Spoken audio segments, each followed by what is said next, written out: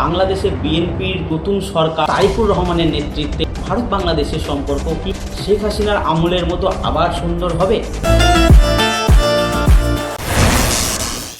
সম্প্রতি বাংলাদেশের বিদেশমন্ত্রীর সঙ্গে আমাদের বিদেশমন্ত্রী এস জয়শঙ্করের একটি মিটিং হয়েছে। তাতে ভারত ও বাংলাদেশে ভিসা নিয়ে আলোচনা করা হয়েছে।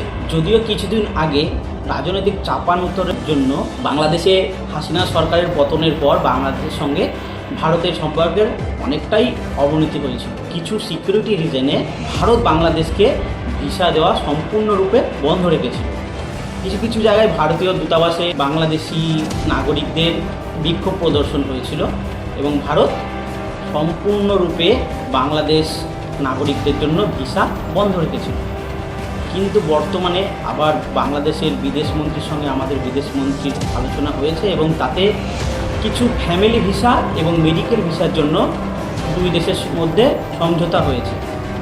যদিও এখনও ট্যুরিস্ট ভিসা ভারত সরকার বাংলাদেশ নাগরিকদের জন্য বন্ধ রেখেছে। আপনাদের কি মনে হয় বাংলাদেশে বিএনপির নতুন সরকার তারিকুর রহমানের নেতৃত্বে ভারত বাংলাদেশের সম্পর্ক কি শেখ হাসিনার আমলের মতো আবার সুন্দর হবে? তাতে কি বাংলাদেশের লাভ হবে? আপনাদের কি মনে হয় অবশ্যই জানাবেন।